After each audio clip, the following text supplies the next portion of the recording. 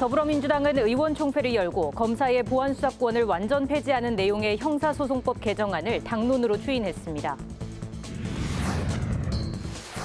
국민의힘은 선관위의 투표율 조작 의혹에 대해 전산 조작 시도 등 선관위의 모든 것을 특검 수사 대상에 포함해야 한다고 주장했습니다. 대한민국 어린이 국회가 오늘 국회에서 열렸습니다. 전국 145개 초등학교에서 선발된 100명의 어린이 의원이 참여했습니다. 정치권 이슈에 대해 정당의 이빈 대변인에게 직접 들어보는 여야 스피커. 국회 후반기 원구성이 개원 54일 만에 마무리됐습니다. 여야가 신경전을 벌였던 법사위원장은 여당 몫으로 정리된 가운데 양측의 입장을 들어봅니다.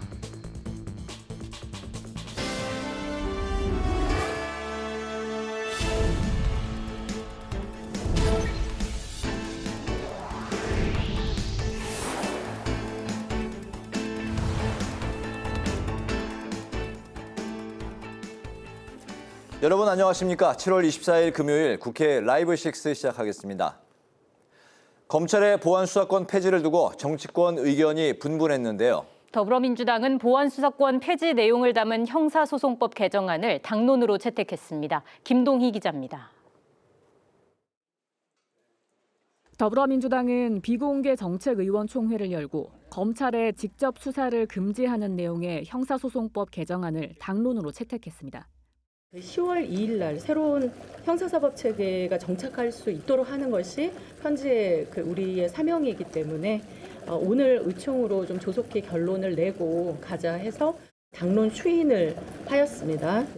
161명 중에서 106명의 의원들이 참여해서 의결정족수는 충족이 되었고, 다만 의총 과정에서 몇 가지 수정 의견이 있었고 이를 정리하는 작업은 한병도 당대표 직무대행에게 위임했다고 밝혔습니다. 한병도 당대표 직무대행은 앞서 최고위에서 더는 좌고우면할 수 없다며 집권 여당으로서 책임 있는 결단을 내리겠다고 밝혔습니다. 공론화를 통해 각계각층의 의견을 듣고 충분한 논의를 거쳤다는 점도 강조했습니다. 공소청과 중수청 출범도 불과 2달여 앞으로 다가왔습니다. 신속한 입법을 마무리해서 검찰개혁의 대장정에 마침표를 찍겠습니다. 형사소송법 개정안은 국회 법사위 논의를 거쳐 오는 30일 본회의에 상정될 전망입니다. 다만 다음 주부턴 국민의힘도 법사위에 참여할 걸로 보여 보안수사권 폐지를 두고 격론이 예상됩니다. 국회방송 김동희입니다. 국민의힘은 선관위의 투표율 조작 의혹을 두고 수사범위 제한이 없는 종합특검을 실시해야 한다고 주장했습니다. 국민의힘은 또 부동산 토론회를 열고 시장 안정화를 위한 실질적인 대응책 마련에 나섰습니다. 한규미 기자가 전합니다. 국민의힘은 선관위의 투표율 조작 의혹이 현행 선거관리 시스템에 대한 신뢰를 근본적으로 뒤흔드는 사태라고 비판했습니다. 김승수 원내 운영수석부 대표는 전국 선관위를 대상으로 전수조사가 불가피하다고 주장했습니다. 또 투표용지 부족 사태에 국한된 특검이 아니라 선관위 종합특검을 실시해야 한다고 강조했습니다. 일체의 전산 조작 시도를 포함한 선관위의 모든 것을 수사 대상에 포함해야 합니다. 정의용 사무총장도 국조특위 기한을 연장하고 특검과 병행해야 한다고 주장했습니다. 국민의힘은 부동산 정책 정상화 토론회를 열었습니다. 장동혁 대표는 어제 열린 정부의 부동산 대토론회를 두고 대통령이 하고 싶은 말만 하는 아무 말 대잔치였다고 비판했습니다. 장 대표는 이 대통령 발언을 보유세 인상과 장특공 폐지, 공급대책 부재, 대출 규제 강화로 요약할 수 있다면서 국민의 뜻과 정반대로 가고 있다고 지적했습니다. 장 대표는 또 이 대통령의 분당 아파트 매각 과정도 문제 삼았습니다. 대출이 집값 상승의 원인이라면서 본인은 무이자로 매도자 대출까지 해주면서 집을 팔았습니다. 본인은 그 똘똘한 한 채로 20억 넘는 불로소득을 거뒀습니다. 토론회에서는 지방청년과 신혼가구에 대한 정책 대출 한도를 늘리고 저금리로 분할 상환하는 방안이 검토돼야 한다는 의견이 제기됐습니다. 또 조합원 지위 양도에 대한 제한을 완화하고 민간 임대사업 규제 수준을 낮춰 부동산 공급을 늘려야 한다는 주장도 나왔습니다. 국회방송 한규미입니다. 제22회 대한민국 어린이국회가 국회에서 열렸습니다. 전국에서 모인 초등학생들이 오늘 하루 국회의원이 되어 본회의와 대정부 질문, 표결까지 실제 국회 하루를 그대로 경험했는데요. 그 현장을 강민지 기자가 다녀왔습니다. 전국 145개 초등학교 등에서 선발된 어린이 의원 100명이 국회를 찾았습니다. 평소 TV 화면으로만 보던 국회 본회의장, 어린이 의원들은 조정식 국회의장과 함께 회의장을 둘러보며 궁금했던 질문들을 쏟아냅니다. 입법부, 사법부, 행정부 각 부분의 의장과 같은 사람들이 사이가 안 좋아진다면 의장님은 어떻게 해결하실 거예요? 또는 견제와 균형의 기능들을 함께 잘 만들어가면서 이 세 개의 우리 국가기관들이 잘 돌아갈 수 있도록 또 협력도 하고 이제 그렇게 하고 있는 중입니다.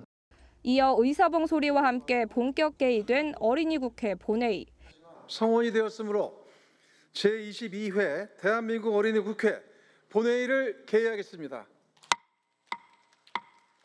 어린이 의원들은 수도권 쓰레기 문제부터 길고양이 공존 방안까지 다양한 사회 현안들을 짚으며 교육부 장관을 상대로 날카로운 질문을 던집니다. 깨끗한 급식소를 만들어서 고양이들이 쓰레기 봉투를 뜯지 않게 하고 깨끗한 동네를 관리할 수 있는 예산과 지원 계획이 있으신지 궁금합니다. 현재 시도에서는 저마다 동물을 보호하고 동물의 복지를 위해 마련한 조례를 근거로 공공 길고양이 급식소를 운영 중입니다. 어린이 연구회 활동을 통해 제안된 132건의 법률안 가운데 오전 상임위 심사를 통과한 우수 법률안 7건에 대한 표결도 진행됐습니다. 투표함 앞에선 어린이 의원들의 표정엔 신중함과 긴장감이 교차한 가운데 펼침형 교과서 사용 선택권 보장 법안이 42표를 얻어 올해 영예의 대상을 안았습니다. 올해는 학교 밖 청소년과 한국국제학교 학생들도 처음 함께해 더욱 다채로운 교육 현장의 목소리도 담았습니다. 예상 외로 너무 커서 당황하기는 했지만 굉장히 즐거운 경험이 된 것 같습니다. 이것을 직업으로 가지고 매일 이 일을 한다는 것이 참 대단하다고 생각이 들고 조정식 국회의장은 서로의 생각을 경청하고 더 나은 답을 찾아가는 과정이 민주주의라며 어린이 국회가 그 의미를 배우는 계기가 되길 기대했습니다. 내 생각만 말하는 것이 아니라 친구의 말도 듣고 더 좋은 답을 찾는 과정이 바로 민주주의입니다. 친구들이 제안하는 내용을 귀 기울여 듣고 그리고 어떤 법이 우리 사회를 더 따뜻하고 살기 좋은 곳으로 만들지 고민해 주시기 바랍니다. 국회의장연수원은 더 많은 청소년이 의회 민주주의를 경험할 수 있도록 참여 대상을 지속적으로 확대해 나가겠다고 밝혔습니다. 내년에는 더욱 다양한 학생들이 참여하고 더 다양한 프로그램이 지원될 수 있도록 지원할 예정입니다. 올해로 22번째를 맞은 어린이 국회.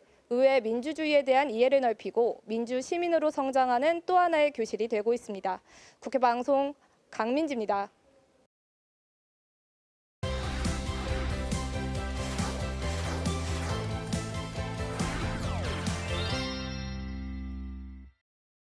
한 주간의 이슈를 살펴보는 주간 이슈픽 국회 방송에 김희연 기자와 함께합니다. 김 기자 어서 오십시오. 안녕하세요. 네, 첫 번째 이슈픽 바로 살펴보겠습니다. 54일 만에 원구성. 네, 지난 5월 30일 후반기 국회가 개원한 지 54일 만에 원구성이 완료가 됐습니다. 네, 바로 어제 열렸던 본회의에서 이 원구성이 마무리가 된 거죠? 네, 그렇습니다. 이 국회 18개 상임위 중에 그동안 공백 상태였던 7개 상임위의 위원장이 채워졌습니다. 어제 본회의에서 국민의힘 몫의 7개 상임위 중 6명의 위원장이 선출됐습니다. 외교통일위원장에는 송석준 의원이, 보건복지위원장에는 이만희 의원, 산업통상자원 중소벤처기업위원장에는 김성원 의원, 교육위원장에는 김희정 의원이 각각 선출됐습니다. 네. 또 이양수 의원이 정보위원장을, 유일하게 경선을 치르고 올라온 유이동 의원이 국토교통위원장을 맡게 됐습니다. 다만 성평등가족위원장에는 당초 국민의힘에서 이미자 의원을 선출했지만 임 의원이 사퇴하면서 김정재 의원으로 내정됐고 오는 30일 본회의에서 추가 선출될 예정입니다. 후반기 원구성은 여야가 법사위원장직을 놓고 갈등을 벌이면서 협상이 공전을 거듭했는데요. 네. 그러자 더불어민주당은 더 이상 민생을 방치할 수 없다며 지난달 30일 법사위와 예결위 등 11개 상임위원장을 단독 선출했습니다. 이후 원구성을 둘러싼 여야 갈등이 더 심해지면서 국회 공백 상태가 장기화될 조짐을 보였는데요. 여야가 지난 21일 선관위 특검에 전격 합의하면서 원구성 협상이 급물살을 타게 됐고 후반기 국회 개원 54일 만인 어제 원구성이 마무리가 됐습니다. 네, 후반기 원구성과 또 야당 몫의 7개 상임위원장까지 첫 번째 이슈픽으로 살펴봤습니다. 두 번째 이슈픽으로 넘어가 보죠. 네, 선관위 특검. 네, 방금 말씀드린 대로 지난 21일 여야가 선거관리위원회 특검법에 전격 합의를 했습니다. 네, 여야 모두 선관위 특검에는 이제 동의를 했는데 그동안 특검 추천 방식을 놓고는 의견 차이가 있었죠. 네, 그렇습니다. 여야 모두 투표용지 부족 사태의 진상 규명을 위한 특검 도입에는 일찌감치 공감대를 형성을 했었습니다. 네. 하지만 이 추천 방식을 놓고 민주당은 제3자 추천을, 국민의힘은 야당에서 추천해야 한다고 맞섰는데요. 지난 21일 여야는 각 3명씩 동수로 구성한 국민추천위원회에서 특검을 추천하기로 전격 합의했습니다. 이 국민추천위는 대한변호사협회와 법학전문대학원 협의회로부터 각 3명씩 특검 후보를 추천받아 그중 2명을 여야 합의로 뽑아 대통령에게 추천합니다. 그러면 대통령이 추천받은 2명 중 1명을 임명하는 방식입니다. 네, 일단 선관위 특검의 추천 방식은 이제 여야가 합의를 했는데 여전히 그래도 난관이 남아 있죠. 네, 그렇습니다. 이 국민추천위가 여야 동수로 구성되면서 2명의 특검 후보를 추릴 때 합의를 이뤄야 하는데요. 네. 이 민주당은 여당 추천 1명, 야당 추천 1명을, 국민의힘은 야당 추천 2명을 올리는 전략을 취할 것으로 보이기 때문에 이 특검 후보 2명을 뽑기 위한 협상이 쉽지 않아 보입니다. 또 여야가 선관위 특검에 합의하면서 수사 범위와 규모, 수사 기간 등에 대해서는 추후에 협의하기로 했습니다. 특히 이 수사 범위와 관련해 민주당은 선관위 개혁에 초점을 두고 선관위 중심의 수사를 주장하고 있는 반면 국민의힘은 선관위뿐만 아니라 선거 지원 업무를 총괄하는 행안부, 경찰청, 대통령실까지 수사 범위에 포함해야 한다는 입장입니다. 이 같은 문제들을 합의해야 특검이 결정이 되고 결정되더라도 특검 구성까지 최소 한 달 이상 걸리기 때문에 실제 선관위 특검이 활동하기까지는 상당한 시간이 걸릴 것으로 보입니다. 네, 이렇게 이제 선관위 특검까지 살펴봤고 마지막 세 번째 이슈픽도 살펴보죠. 네, 종합특검 연장 또 특검이네요. 네, 이 내란과 김건희 여사 순직 해병 사건의 남은 의혹을 풀기 위한 2차 종합특검의 활동 기간이 한 달 더 연장됐습니다. 네, 관련해서 이제 필리버스터가 진행이 되기도 했어요. 네, 그렇습니다. 이 지난 20일 월요일이었죠. 2차 종합특검 연장 법안이 여당 주도로 본회의에 상정이 됐습니다. 당초 이 2차 종합특검의 활동 기간은 오늘까지였습니다. 하지만 더불어민주당은 내란과 국정농단의 진실을 한 점 의혹 없이 규명해야 한다며 2차 종합특검에서 한창 수사가 진행 중인 만큼 활동 기간을 더 늘려야 한다고 주장했습니다. 반면 국민의힘은 야당 탄압을 위한 도구이자 공안 정국의 연장이라고 반발하며 무제한 토론, 즉 필리버스터로 대응했습니다. 지난 20일 오후 시작된 필리버스터는 24시간이 지난 21일에 여당 주도의 표결로 강제 종료됐습니다. 이후 곧바로 표결 처리가 됐는데요. 2차 종합특검 연장 법안이 본회의에서 통과되면서 여야 공방이 이어졌습니다.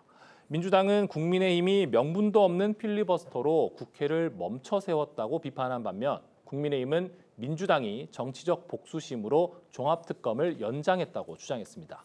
여야 원내대표의 발언 이어서 들어보시죠. 국민의힘이 무책임한 보이콧으로 엉터리 필리버스터로 민생과 개혁의 시간이 더 이상 낭비되지 않도록 내버려 두지는 않겠습니다. 본래 특검 제도는 권력으로부터 독립적이고 공정한 수사를 위해 탄생했습니다. 그러나 종합특검은 민주당의 정치적 야욕을 위한 사법 흥신소로 전락했습니다. 정부는 2차 종합특검 연장 법안이 국회 본회의를 통과한 지 1시간 만에 국무회의를 열어 공포를 했는데요. 이 2차 종합특검은 다음 달 23일까지 활동 기간이 연장된 데 이어 파견 공무원 수도 현행 130명에서 150명으로 늘어나게 됐고 특검이 기소한 사건에 공소를 유지하는 공소유지 변호사도 도입하게 됐습니다. 네, 오늘 주간 이슈픽은 여기까지 듣겠습니다. 국회 방송의 김희연 기자와 함께했습니다. 말씀 잘 들었습니다.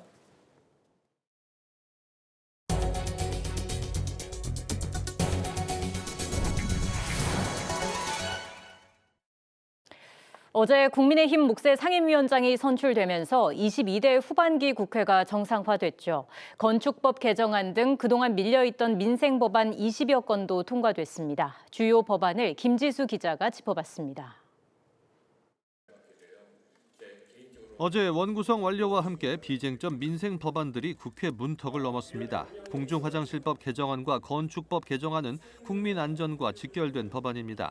최근 지하주차장 화재 발생이 늘고 있는데 건축법 개정안은 지하주차장 내부 마감 재료를 불연 재료로 사용하도록 의무화했습니다. 위반 건축물에 대한 정기 실태 조사도 의무화했습니다. 공중화장실에 불법 촬영 탐지 시스템을 활용하는 공중화장실법 개정안도 통과됐습니다. 행정기관이 비상벨 등 안전관리 시설을 개선해달라고 요청할 경우 지자체장이 조치하도록 의무화하는 내용도 담았습니다. 보행안전법 개정안도 의결됐는데 현행법은 공사 현장에서 보행자키를 직접 점용하는 경우에만 안전시설 설치를 의무화하고 있습니다. 개정안은 어린이집 주변 등에서 시설물을 건축하는 경우 보행자키를 점용하지 않더라도 보행안전 통로 등을 설치하도록 했습니다. 장애인 복지법 개정안도 처리됐습니다. 최적 184인 중 찬성 178인, 반대 1인, 기권 5인으로서 장애인 복지법 일부 개정 법률안은 가결되었음을 선포합니다. 현행법상 장애인 학대를 알게 된 사회복지시설 직원 등은 즉시 신고해야 하지만 신고 비율이 10명 중 2.6명꼴로 매우 낮습니다. 법안에는 장애인 학대 신고 의무자에 대한 과태료 상한을 기존 300만 원에서 1,000만 원으로 대폭 올렸습니다. 이 밖에 무분별한 노천 채굴로 피해를 받는 지역 주민들을 위해 노천 채굴 제한 지역을 지정하는 광어법 개정안도 통과됐습니다. 국회 방송 김지수입니다. 조정식 국회의장이 22대 국회 후반기 국회 부의장 그리고 신임 상임위원장들과 함께 국립서울현충원을 찾아 참배했습니다. 오늘 참배에는 더불어민주당 한병도 원내대표와 국민의힘 정점식 원내대표, 조국혁신당 김준형 원내대표 등 여야 원내대표도 함께했습니다. 현충탑 참배를 마친 조정식 의장은 순국선열의 고귀한 뜻을 받들어 국민과 함께 미래를 열겠습니다라는 메시지를 방명록에 남겼습니다. 국회 예산결산특별위원회가 오늘 전체 회의를 열고 유상범 국민의힘 의원을 간사로 선출했습니다. 유 의원은 정태호 여당 간사와 협력해서 예결위가 진정한 수기 민주주의의 장이 되도록 노력하겠다고 밝혔습니다. 한편 한동훈 무소속 의원도 참석해 국민의 피 같은 돈을 아끼면서도 큰 결단은 과감하게 하고 세심한 배려도 있는 예결위가 됐으면 좋겠다고 말했습니다. 국회 문화체육관광위원회가 전체 회의를 열고 국민의힘 조은희 의원을 야당 간사로 선임했습니다. 문체위가 정쟁보다는 정책으로 평가받는 위원회가 되도록 최선을 다하겠다고 소감을 밝힌 조은희 신임 야당 간사는 앞으로 여야 합의를 통해 원만하게 상임위를 진행하자고 요청했습니다. 문체위는 오는 30일로 예정된 대한축구협회 청문회에 추가 참고인 출석 요구건을 여야 합의로 의결했습니다.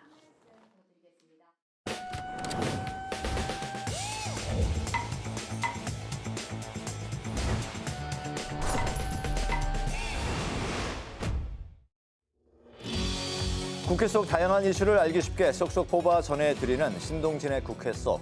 오늘 주제는 부동산 정상화입니다. 이달 말쯤 발표될 세제 개편안에 이목이 집중되는 가운데 이재명 대통령이 어제 부동산 정책 국민 대토론회를 주재했습니다. 정치권에서 가장 주목한 대목은 국회 심의 대상인 보유세 강화였는데요. 이 대통령 또한 보유세 강화 의지를 거듭 드러냈습니다. 오늘의 국회 속 화면으로 만나보시죠.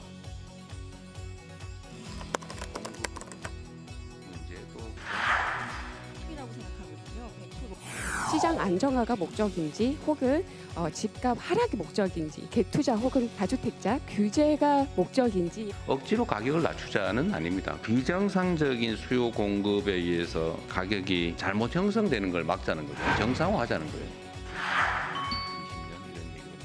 보유세를 강화해야 된다. 이거 사실 대체적으로 동의하는 거예요. 어느 정도 강화할 거냐, 어떤 차등을 둘 거냐, 사실 이런 게 중요하거든요. 그래서 전국 평균의 한 2배 정도까지. 10억 이상은 초고가로 보자. 예, 그렇습니다. 통상적인 선진국 수준으로 좀 하려도 한 3배는 올려야 된단 말이에요, 최하. 지금 3배를 올리면은 아마 폭동 비슷한 상황이 벌어지지 않겠어요?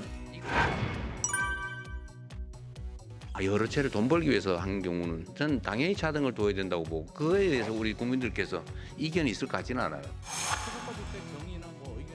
초고가 주택을 때리는데 15억 이 아파트가 안정이 될까? 비거주와 다주택자를 때리면 결국 그분들은 세입자를 때리게 되는데 정치적 손해를 보더라도 대비는 해야 되겠다는 생각을 하긴 해요. 과거에 보유세를 정상화했더라면 이렇게까지 오르지 않았을 겁니다. 이처럼 어제 부동산 정책 대토론회에서 대통령의 발언을 종합해 보면 초고가 주택, 비거주용 1주택에 대한 보유세 인상이 이번 세제 개편안의 핵심이 될 전망입니다. 거주용 중저가 지방주택은 보호하되 그 외 주택에 대해서는 다층적 규제를 적용해서 부동산 시장을 정상화하겠다는 건데요. 이에 대해 국민의힘은 답을 정해놓고 명분만 쌓으려는 여론몰이 쇼라고 지적을 했고 이재명 대통령의 최근 근저당 의혹을 거론하며 내로남불이라고 비판했습니다. 또한 오늘 오전 어제 부동산 정책 국민 대토론회에 맞불 토론회를 열고 이재명 정부의 부동산 문제를 집중 조명했는데요. 이재명 정부의 실패한 부동산 정책 철회하라, 철회하라, 철회하라. 보수당 정권에서는 늘 부동산 안정됐었습니다. 주택 공급을 늘리고 재개발, 재건축을 활성화하고 실소유자가 안심하고 집을 살 수 있는 금융 환경을 만들어야 합니다. 하지만 이재명 대통령은 부동산 정책을 바꿀 생각이 전혀 없어 보입니다. 어제 토론회로 더 명확해졌습니다. 국민의힘은 국민이 집 걱정 내려놓고 마음 편히 살 수 있는 진짜 부동산 정상화 정책을 반드시 만들겠습니다. 7월 말에서 8월 초로 예정된 정부의 세제 개편안 발표에 이목이 쏠리는 가운데 오는 27일 국무총리 주재로 한 번 더 부동산 국민 대토론회를 추가 개최하는데요. 민주당은 입법으로 정부의 부동산 대책을 뒷받침하겠다고 각오를 다지면서 국민의힘의 비판을 반박했습니다. 찬반이 엇갈리는 쟁점도 가감없이 논의된 경청과 수기의 장이었고 새로운 정치의 발견이었습니다. 그런데 국민의힘은 답정너 여론몰이쇼라고 깎아내리기 급급했습니다. 국민의힘도 비난을 위한 비난을 멈추고 부동산 공급 확대를 위한 입법과 실수요자의 주거 안정을 위한 정책 마련에도 책임 있게 협조하시기 바랍니다. 현장의 목소리를 앞서 경청한 만큼 좀 더 유연하고 합리적인 정책 변화와 함께 여야의 정책 논의 또한 활발히 이루어져야 할 것으로 보입니다. 지금까지 신동진의 국회 속이었습니다.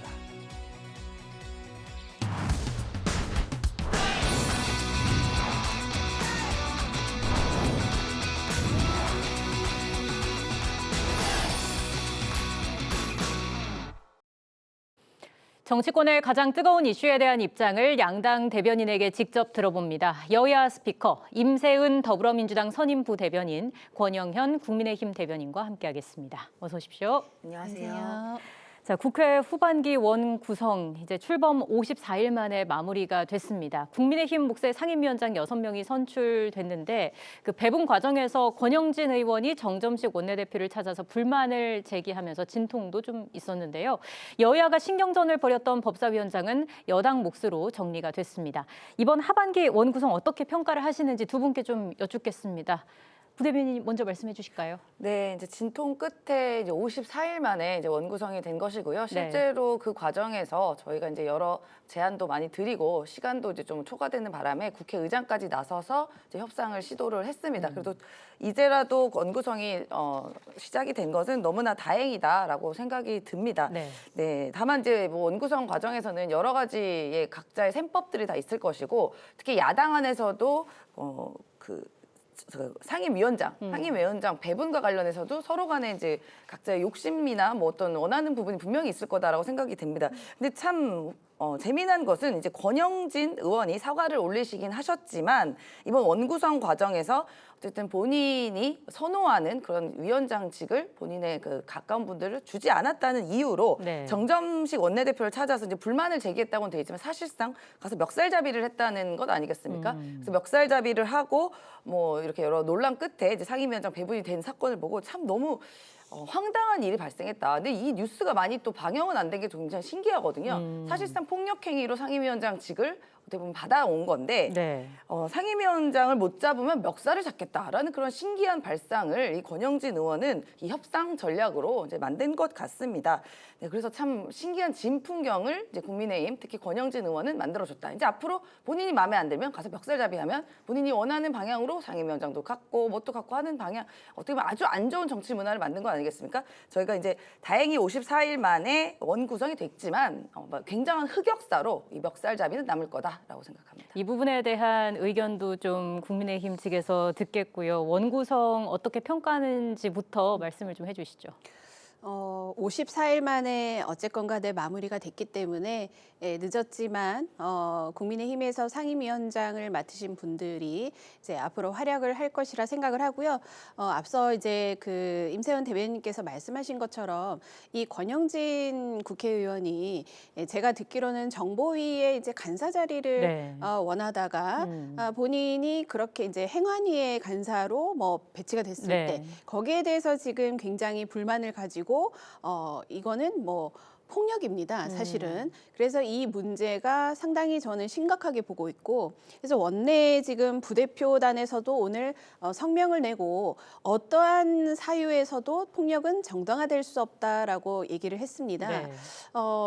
그 정보위 간사가 어떤 자리길래 무슨 목적 때문에 그렇게 폭력까지 행사했는지는 모르겠으나 정말 실망스럽고 이분이 대구시장 출신이잖아요. 예. 이분이 대구시장 할 때 제가 대구시 이 청년위원장을 했습니다. 그래서 가까이서 활동도 했었는데 그래서 더 저는 이 소식을 듣고 꽤 놀랐는 게 그 시장 선거 할 때 당시에 권영진 시장 그 예전에 2018년도인가 선거를 했습니다. 네. 그때 이제 어떤 유권자가 여성이 살짝 이렇게 밀침으로 인해서 그분이 뒤로 이렇게 넘어져가지고 어떤 그런 폭력에 대해서 굉장히 막 토로하면서 본인이 꼬리뼈를 다쳤다면서 입원하고 그래가지고 굉장히 논란이 된 적이 있었거든요. 예. 누구보다 폭력에 본인이 피해를 입었다면 이러한 사안이라 말로 본인이 그렇게 폭력을 행사하면 안 되는 것이죠. 그래서 굉장히 국회의원으로서 품격을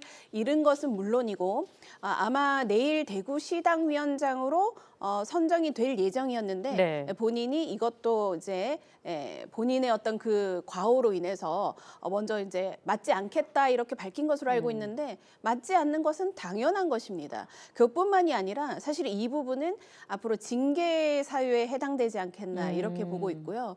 그래서 상임위는 어쨌건 간에 우리 국민 민생을 위해서 여야가 앞으로 해야 될 일이 많을 텐데 네. 잘 협치해서 해 나가기를 바라고 앞으로 다시는 이런 일이 없도록 저는 아주 엄중한 징계가 필요하다 이렇게 생각합니다. 이번 일을 엄중하게 바라보고 계시는 거군요. 자, 이런 가운데 어제 이 대통령 주재로요 부동산 정책 국민 대토론회가 열렸습니다. 세제 개편과 집값 안정 방안을 놓고 다양한 의견이 나왔는데요. 이 대통령은 시장 정상화를 정책 목표로 내세우면서 보유세 인상과 대출 규제 강화를 시사했습니다. 이에 대한 여야의 입장도 들어보겠습니다. 이번에는 국민의힘 이야기부터 들어볼게요. 네. 우선 오늘도 장동혁 대표와 그 부동산 관련된 토론회가 있었는데요. 네. 이 어제 토론회에 대해서 사실 국민의힘에서는 좀 많은 비판의 목소리가 나오고 있습니다. 특히 답정너 토론회가 아닌가, 답을 정해놓은 네. 그런 토론회가 아닌가. 그리고 참여한 그 패널들도 친여 성향의 패널들이 많이 저희가 국민들을 보기에 많이 노출이 됐었습니다. 그런 부분에서 좀 아쉬움이 컸고요. 장동혁 대표는 이 토론회에 대해서 세 가지 부분에 대해서 지적을 했습니다. 예. 먼저 보유세를 선진국 수준이 되려면 3배는 올려야 된다면서 이재명 대통령이 보유세 인상에 대한 의지를 밝혔고요. 그다음에 공급을 어디서 늘릴지 마땅치 않다. 사실상 공급 대책이 없다. 내가 한번 돌아보겠다. 이런 발언도 했거든요. 그다음에 세 번째로는 대출이 집값 폭등의 원인이기 때문에 대출 규제를 더 강화하겠다라고 했습니다. 이 세 가지 부분은 매우 지금 국민들께서 듣고 두려움에 휩싸이지 않을까 하는데요. 이 지금 사실상 한 이틀 전부터 우리 이재명 대통령의 이 분당집 아파트 이 파는 과정에서 많은 논란이 지금 일고 있습니다. 본인께서는 사금융, 그러니까 전세가 사금융이다. 이런 거 근절해야 된다라고 발언을 하고도 본인은 실제로 자기 집을 사는 사람에게 17억 얼마 정도의 상당 부분을 결국은 빌려주는 그런 모습을 보여줌으로 인해서 굉장한 비판을 받았는데 지금 이렇게 모범을 보여야 될 대통령께서 이제 다 사정이 있었다고 합니다. 그런데 사정 없는 국민이 어디 있겠습니까? 그런데 그런 것에 대해서는 국민적 의혹을 해소해 주기는커녕 지금 보유세 인상 그리고 마땅한 어떤 어디에서 공급을 늘려야 될지 모르겠다. 한번 둘러보겠다. 이런 부분 굉장히 우려스러운 말이고요. 대출을 더 강화하겠다. 사실상 어제 토론회에 그 게시판에 대출을 좀 풀어달라는 수많은 국민들의 댓글이 달렸습니다. 그래서 저는 다시 한번 간곡하게 부탁드리는데요.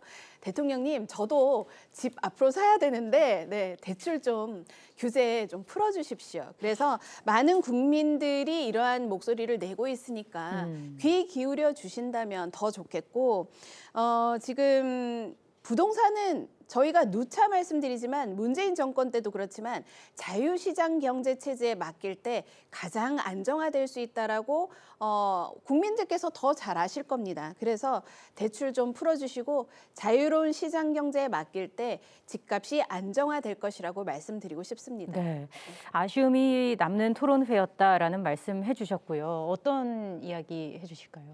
일단 굉장히 방식 같은 경우는 우리가 일방적으로 부동산 정책을 국민께 이렇게 통보하는 것이 아니라 대통령이 직접 국민과 함께 토론하고 이제 받아들이고 경청하는 그런 새로운 토론 문화였고 새로운 정책 결정 방식이었다는 점에 저는 매우 강조를 하고 싶고요. 기존에는 제가 말씀드린 것처럼 말한 것처럼 부동산 정책이 정부 내부에서 이제 아름아름 어떻게 보면 결정돼서 발표되는 경우가 대부분이었는데 이번에는 대통령이 직접 토론을 또 주도를 하고 또 다양한 의견을 듣고 이런 걸 또 공개적으로 답변한 매우 소통의 장이 열렸던 그런 자리였다라고 생각이 듭니다.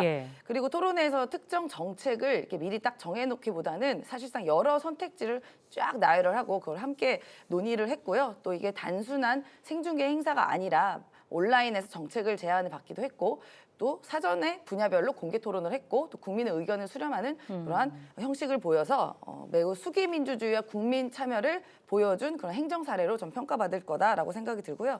정책에 대한 입장은 뭐 여야도 다르고 또 각자 갖고 있는 뭐 처지와 상황 따라 다르기 때문에 무엇이 맞다 그르다라고 말하기는 굉장히 어렵습니다.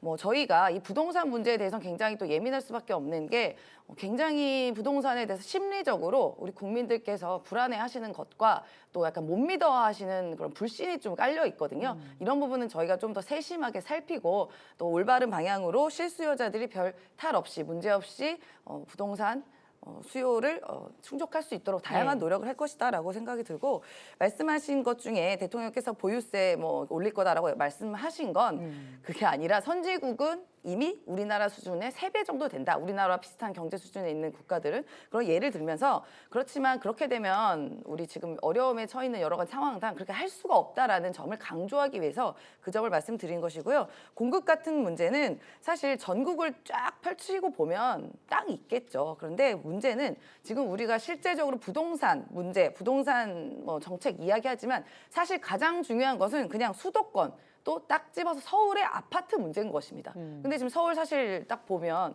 아파트를 실질적으로 대량으로 공급할 수 있는 토지가 없는 건 사실 아니겠습니까? 이제 이런 부분에 대한 좀 말씀을 하신 거다라고 보여지고요. 대출 같은 경우에도 사실 대출 때문에 갭 투자를 이용해서 여러 가지 집을 다량으로 소유하신 분들이 많고 그런 부분들이 사실 부동산을 시장을 왜곡하는 경우가 많은데 전 그런 부분에 대한 말씀을 드린 거라고 생각하고 우리 우리 대변인님처럼 실제로 실수요자분들, 정말 내가 거주하기 위해서 1주택을 사고자 하는 분들을 위한 여러 가지 대출 경감 문제라든가 이런 부분은 저희가 좀 수기의 과정과 여러 토론을 통해서 좀 현명하게 정책이 나올 거다, 저는 그렇게 판단하고 있습니다. 예, 뭐 조만간 정부가 부동산 세제 개편안을 발표하게 될 텐데요. 많은 이목이 집중되지 않을까 싶습니다.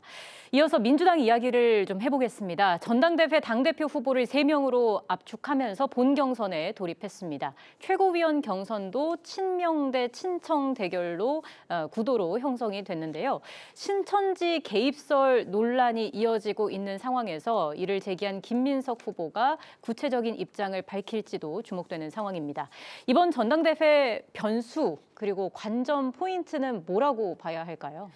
일단은 이번 전당대회에서 당대표와 그 지도부를 결정하는 가장 중요한 기준은 지금 이제 4년 남은 이재명 정부, 그리고 이제 2년 차에 돌입한 이재명 정부와 누가 가장 손을 잘 맞추고 발을 맞추고 국정 운영을 단단하게 뒷받침할 것인가, 또 신속하게 정부의 입법이나 이런 부분을 함께 할 것인가가 가장 중요한 포인트다. 그러면서 앞으로 향후에 이제 민생을 더 살리고 또 앞으로 이제 저희 2년 후에 있을 총선에서도 승리할 수 있는 그 지도부를 만들어 가자라는 게 최종 목표라고 보여지고요. 근데 이 과정에서 이제 신천지 얘기가 이제 나온 건데요.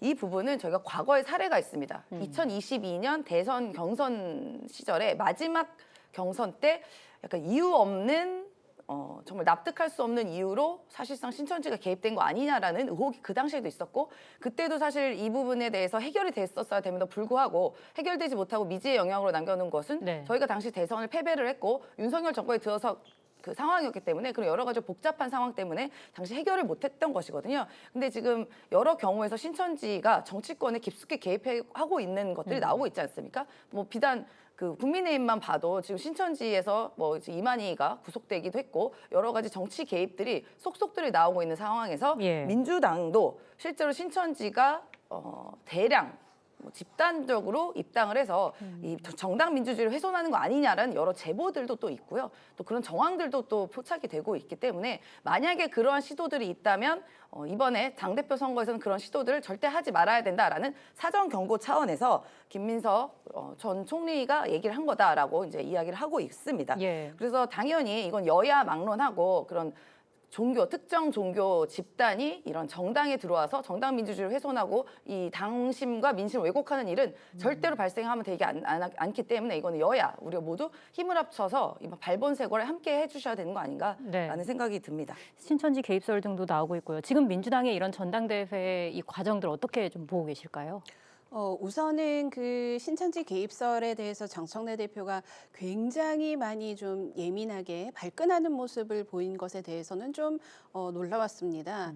그런 것들은 증거나 이런 것들을 가지고 다투면 될 일인데 너무 많이 이제 과잉 반응을 보이는 것을 보고 좀 의외다 이런 생각을 했고요.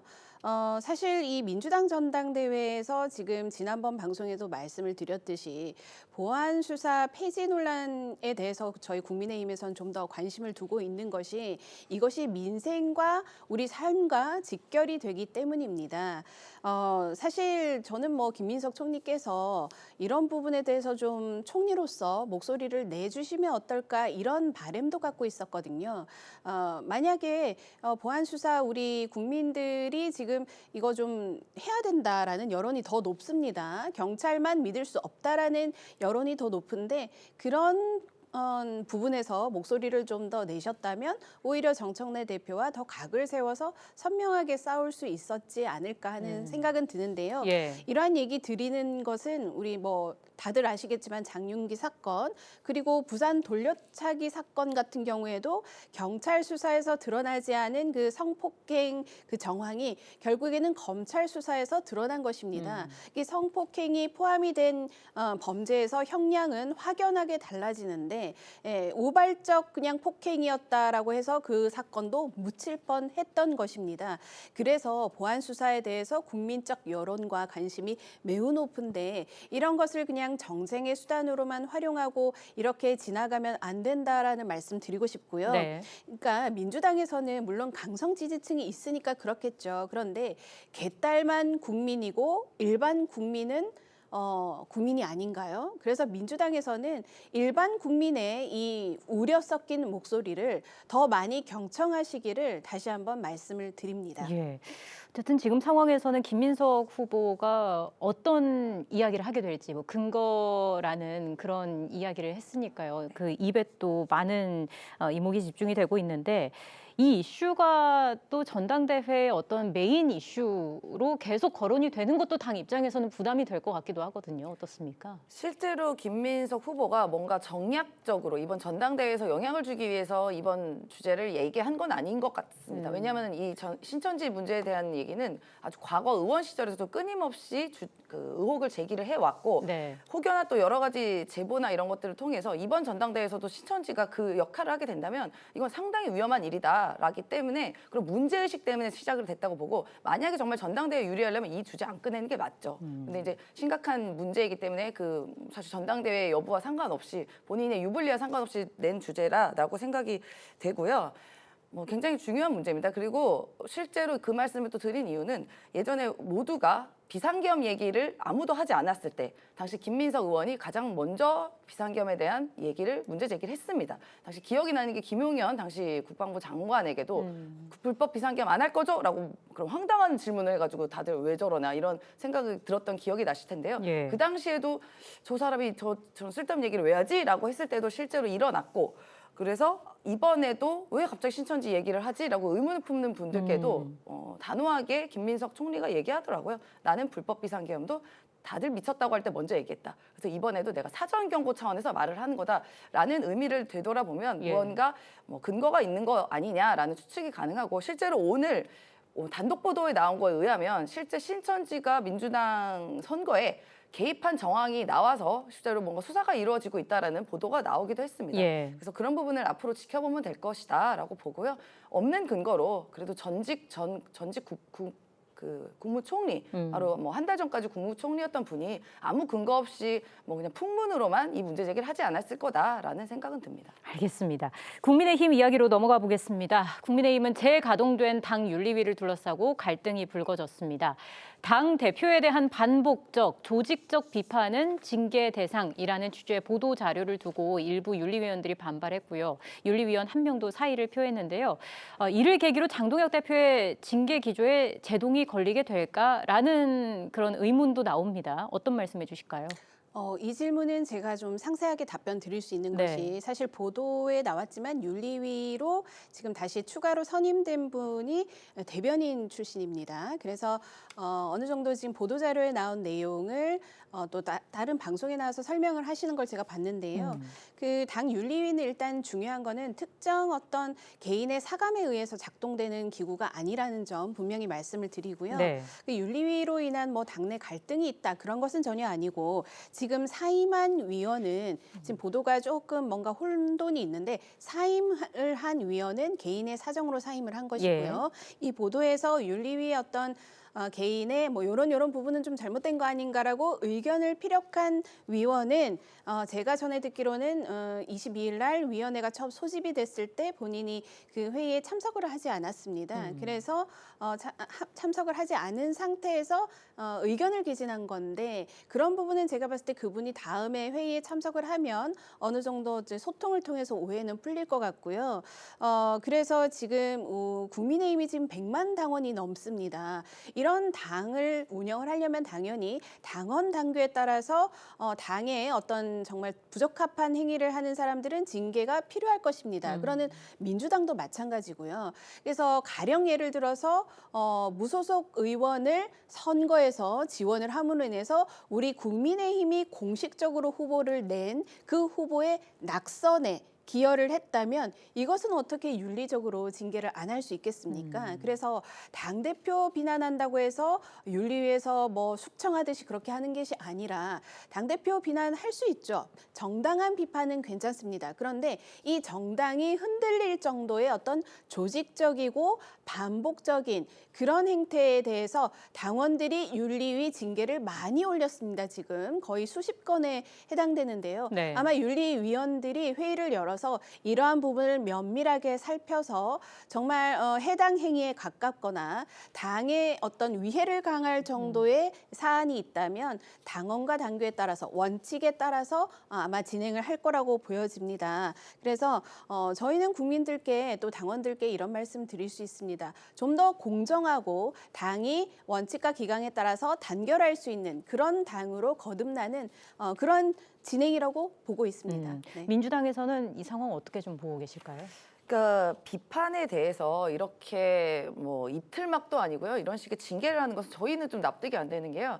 예전에 이재명 당대표 1기 시절에 당시에 뭐 많은 분들께서 이재명 당시 당대표에 대해서 사퇴하고 내려와라 라면서 아주 말을 입에 담을 수 없는 비판을 하신 분들도 굉장히 많고 매번 회의만 하면 사퇴하라, 대표 사퇴하라 이렇게 발언을 하신 것들이 굉장히 많거든요. 예. 그런데 당시에 이재명 당대표 체제 하에서 어떤 윤리적 징계가 됐나? 전혀 그렇지 않았습니다. 그냥 그저 당원들의 비판을 받았을 뿐이었죠. 근데 저는 그래서 장동혁 대표 지도부는 이 비판이라는 것을 어떻게 보면 하나의 범죄로 보고 있는 거 아닌가라는 의심을 품게 됩니다. 왜냐하면 당대표에 대한 반복적 조직적 비판은 징계 대상. 이런 말 좀 이상하지 않습니까? 이 보통 우리가 폭력행위나 범죄 행위를 할 때 반복적이고 조직적인 범죄에 대해서는 좀 가중처벌이나 이런 걸 하지 않겠습니까? 특히 이제 조직적인 것은 여럿이 나누어서 범죄를 계획하고 실행하고 이 단체 성격에 따라서 위험성을 확인한 다음에 뭐 처벌을 하는 좀 조항들이 있죠. 그 폭처법 같은 거. 근데 이런 게 있는데 조직적이라는 이야기가 여기 들어가고